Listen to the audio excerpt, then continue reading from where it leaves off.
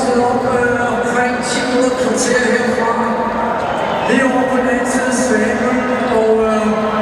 da jeg var lille dreng i 60'erne og 70'erne, kørte forbi Park og B93,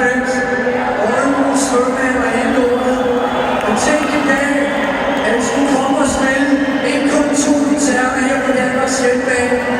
men fucking 3 koncerter